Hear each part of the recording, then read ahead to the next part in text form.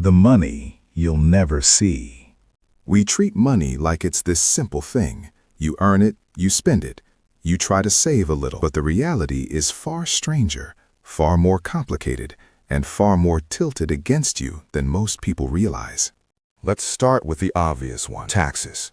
You earn $1. Immediately, about 30 cents of it vanishes. Federal income tax. State income tax if you're unlucky enough to live somewhere that charges it. Social Security, Medicare, all gone before you even see the money. Now, some of this makes sense.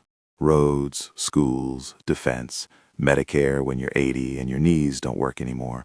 Fine. But here's where it gets weird.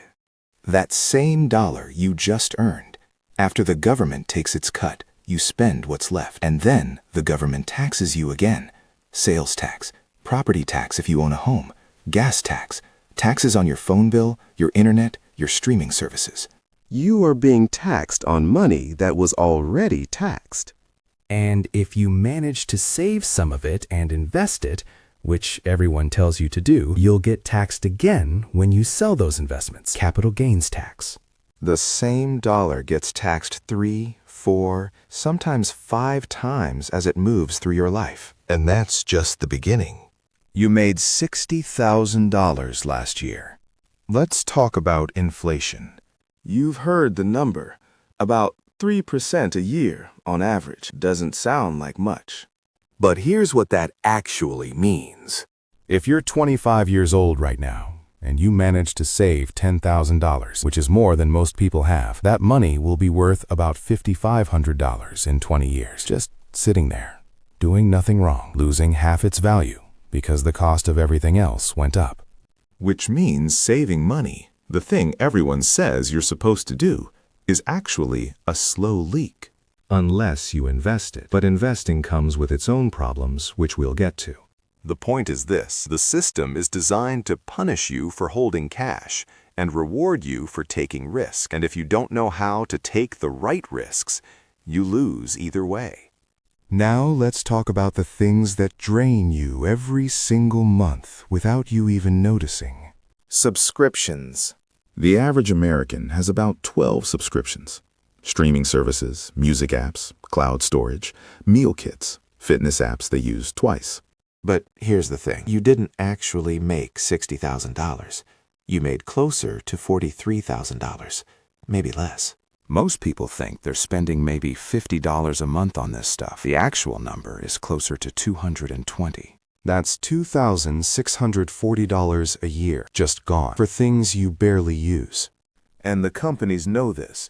They design it this way. Auto-renew, buried cancellation buttons, free trials that quietly roll into paid plans. They're counting on you forgetting, and it works. Then there's debt. Credit card debt in the United States just hit $1.17 trillion. The average interest rate on a credit card right now is about 21%. Let's do the math on that. If you carry a $5,000 balance and make the minimum payment every month, it will take you over 20 years to pay it off, and you'll pay more than $7,000 in interest alone. You will pay $12,000 total for $5,000 worth of stuff you probably don't even remember buying. And here's the kicker. Credit card companies don't want you to pay it off. They want you to carry a balance forever. That's the business model. The rest gone before it ever touched your account. Taken by systems you didn't design, spent on things you'll never use, and invested in a future that may not exist. They send you pre-approved offers. They increase your limit. They make it incredibly easy to spend money you don't have, and incredibly hard to climb out once you're in. But let's say you're smart. You avoid debt. You budget. You save. You still have to deal with fees. Bank fees, overdraft fees, ATM fees, wire transfer fees, account maintenance fees if your balance dips too low. The average American pays about $200 a year in bank fees for the privilege of letting a bank hold their money and lend it out to other people at a profit. It's absurd when you think about it. Then there are the hidden fees, the ones you don't see. Processing fees on concert tickets, convenience fees for paying your bills online, service fees on your apartment rent, resort fees at hotels that aren't even resorts.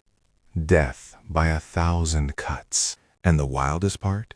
You probably have no idea where it went. Let me show you something. The average American spends about 11 hours a year doing their taxes. They spend maybe another hour or two setting up a budget at the start of January, usually right after realizing they spent $400 on delivery apps in December. But almost nobody, and I mean almost nobody, sits down and actually maps out where their money goes from the moment they earn it to the moment it disappears.